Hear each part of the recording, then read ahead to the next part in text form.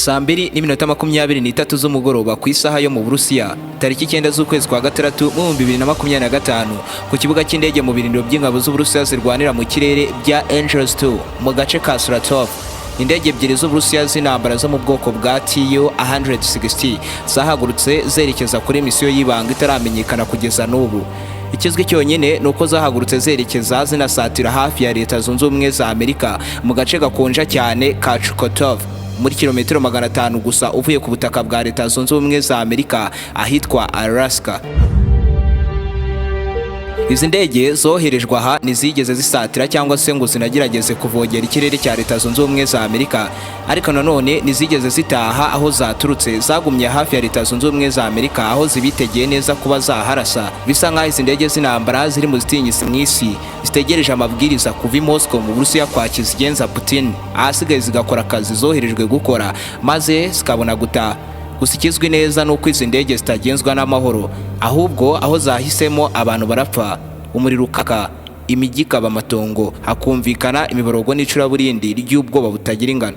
Ibi ni ibintu bigaragaza yuko intambara iri guhindura isura. Intambara iri kwaguka si ikiri ya Ukraine gusa, ahubwo Uburusiya bushobora kuba buri gupanga ikintu kinini cyane cyo gutangiza intambara ya gatatu y'isi yose, kuko ubu indege zaremewe urugamba ziri kuguruka hafi y'amatwari ya NATO z'Uburusiya, ndetse mu bihugu bigize uyu muryango wa OTAN nka Finland n'ibindi nkabyo by'i Burayi biri gushinja Uburusiya kwegereza indege zabwo z'intambara mu kirere cy'ibi bihugu, kugeza n'ubwo ziri kwinjira mu mbibi z'ibi bihugu bwihishwa ntihamenyekane ikizo ndege zigamije mu by'ukuri. Ibiri gutuma uyu muryango wa OTAN nawe uri kwigura intwaro zawo rutura bazikura mu bubiko, kuko ibintu byakomeye. Intwaro za Putin zabegereye kurutana mbere kandi zose zibafite mu gipimo. Akanya kariko kose rero bashobora kuba baraswaho. Gusa ubwoba buhari kuri ino nshuro ni uko intambara ishobora gukoreshwamo ibisasu kirimbuzi ibitarigeze binageragezwa na mbere. Ibi nanone ariko bisa nk'ibiherutse kuba ubwo Uburusiya bwarimo bugaba ibitero biremereye cyane muri Ukraine, maze indege zabo zindwanye karahabutaka zikarenga umurongo zikinjira mu matwari ya OTAN muri Pologne nta ruhushya, ariko zigasubizwa inyuma n'indege z'Abongereza zitageze ku cyo zashakaga gukora. Wakwibaza se ni gute indege z'Umurusiya warakaye zakanzwe bikomeye n'indege z'Abongereza zigahunga mu gihe barimo bagerageza gushotora OTAN batangiza intambara? Mu by'ukuri izi ndege z'Umurusiya ziri kwegerezwa Leta Zunze Ubumwe za Amerika n'inshuti zazo zaba zigamije iki? Muhaye ikaze kuri umuyoboro mugari w'ibyegeranyo mu Rwanda. Nimba ari ubwa mbere uhageze, cyo usabwa no gukanda subscribe ugafungura inzogera kugira ngo ukomeze gutungurwa no gusobanukirwa na byinshi cyane bimeze nk'ibicanganye kuri iyi si nzima dutuye. Ndi Aime Christian, ikaze.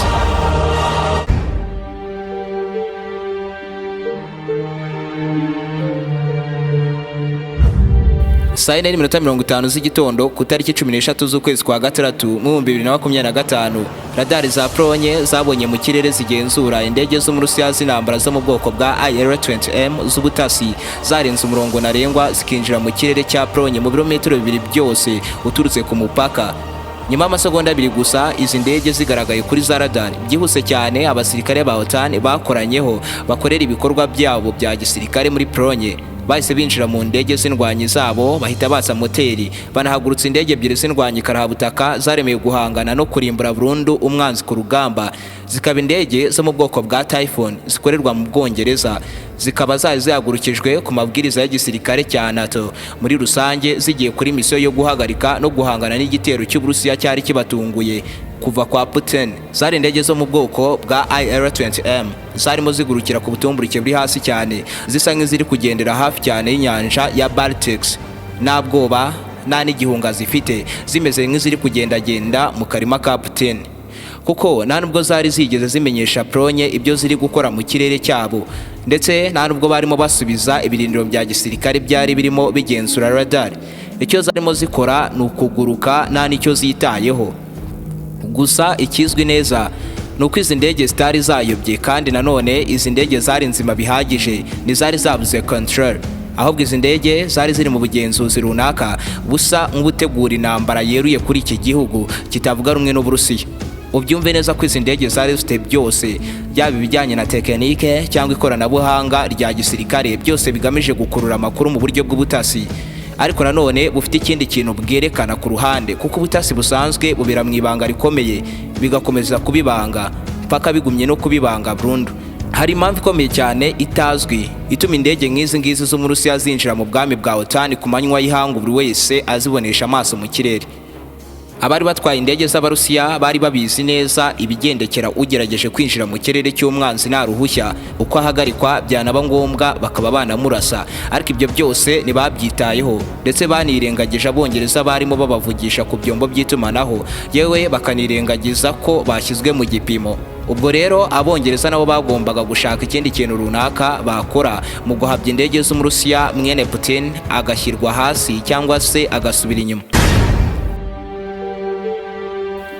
Ubundi izi ndege z'abasirikare ba OTAN zisa nk'izari zitegereje uyu munsi, kuko ku itariki 27 z'ukwezi kwa gatanu no ku itariki 5 z'ukwezi kwa gatandatu indege z'intambara z'Abarusiya muri iyo minsi yose zagiye zegera ndetse zikegera byo gukabya ikirere cya Polonye, ariko bikarangira zisubiye inyuma. Ariko kuri inshuro si ukwegera ikirere cy'abandi gusa, ahubwo kuri inshuro banagitembereyemo nka ba nyiracyo.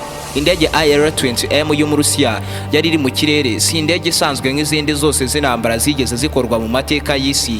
Ariyo mpamvu abagize NATO bakunze kuyita Coupe A cyangwa se bagakunda kwita Flying Ear, ugutwi kuguruka, ahanini bitewe n'uko iyi ndege yaremewe kumva, gushaka no kubika amakuru ikizwi nka recording, aho iri kodinga buri kimwe cyose kijyanye n'ibikorwa byose bya gisirikare kugeza no kuri za frequency n'imirongo y'itumanaho ya za radar. Mbega akazi kayo no gukusanya amakuru byanaba ngombwa ariko ikarwana ku rugamba. Mu gihe zinjiraga rero muri Polonye zari ziturutse ku birindiro by'ingabo z'Abarusiya ahitwa Kaliningrad, agace gato mu bunini ariko gasobanuye byinshi ku buhangange bw'igisirikare cy'Uburusiya. Kakaba agace kari hagati ya Polonye na Lithuania, hakaba hameze nk'icyari cy'ibikorwa byose bijyanye n'ubutasi bwose leta y'i Moscow ikorera mu bihugu by'abaturanyi ndetse n'iby'Iburayi byose. Kakaba agace kabitsemo za misiri ibihumbi byinshi zaraswa akanya kariko kose, hakaba za radari zigezweho za gisirikare ndetse n'iz'itumanaho, wongeyeho indege amagana z'ubutasi.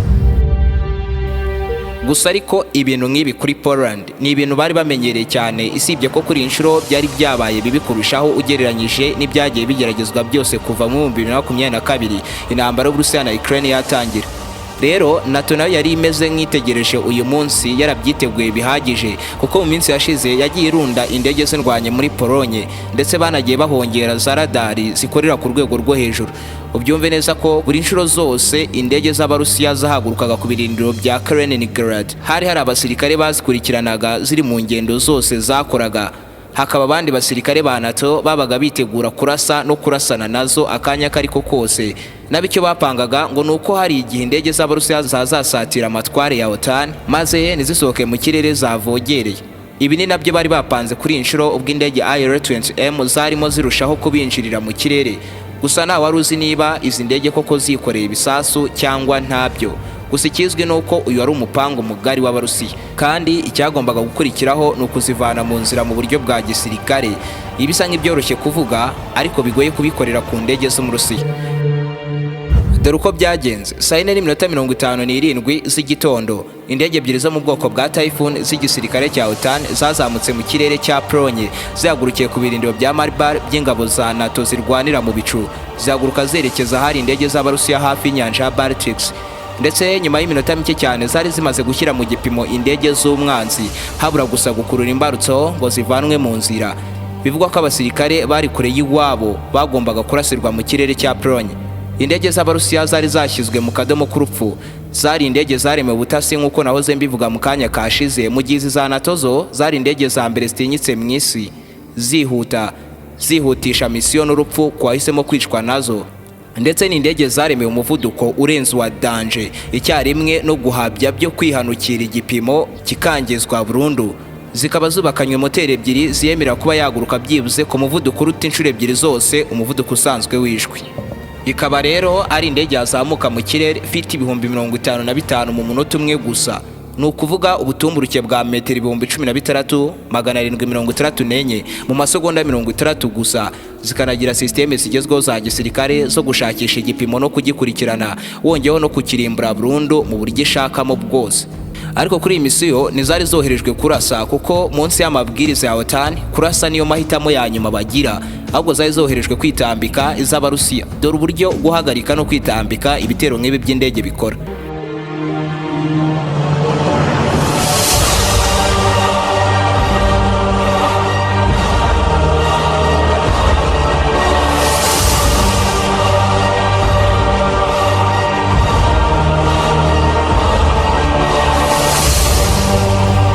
Nibyo nakubwiraga rero, icya mbere radar niba iya mbere mu kumenya ko ikirere cyinjiriwe ikabimenyesha abayigenzura, nabo bagahita babimenyesha abasirikare batwara indege z'intambara, bakaba bicaye mu ndege zabo. Amabwiriza aturutse bukuru yatangwa, indege zigahagurutswa zigahita zizenguruka izabatatse, zikababaza impamvu zinjiye nta ruhushya. Byaba bitumvikana neza hakabaho kurasana, cyane yuko no kuba baba batazishwanyagurishije za ntwaro z'ubwirinzi bw'ikirere aba ari impuhwe babagiriye.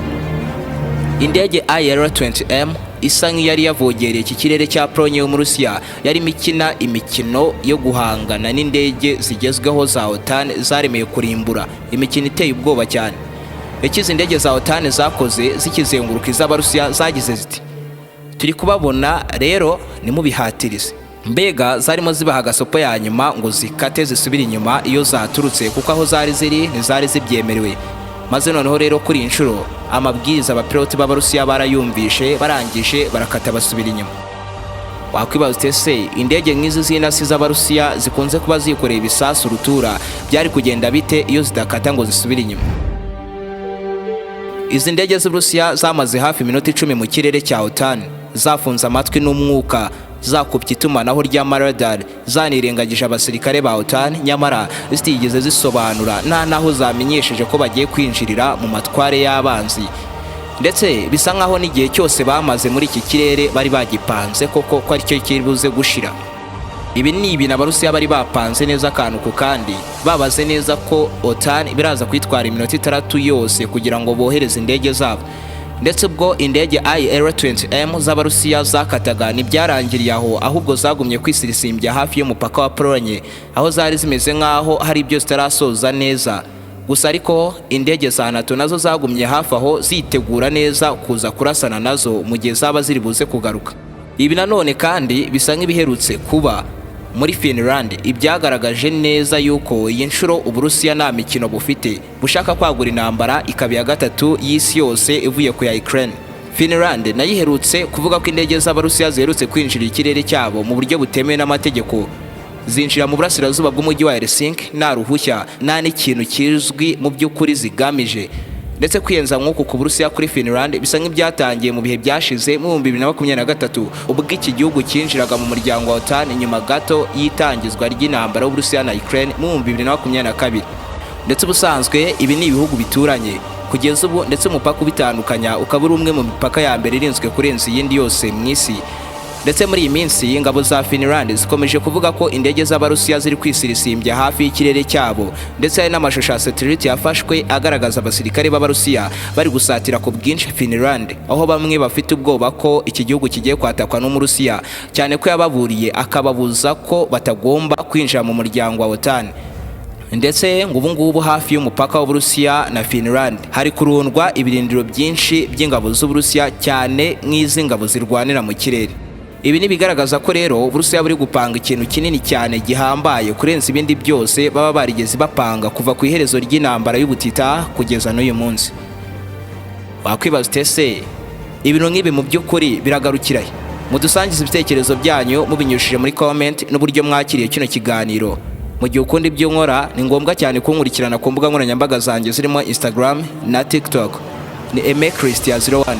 Niba ari ubwa mbere wari wisanze kuri umuyoboro mugari w'ibyegeranyo mu Rwanda, icyo usabwa ni ugukanda subscribe, ugafungura inzogera kugira ngo ukomeze gutungurwa no gusobanukirwa na byinshi cyane bimeze nk'ibicanganye kuri iyi si nzima dutuye. Ndi Aime Christian, naho ubutaha.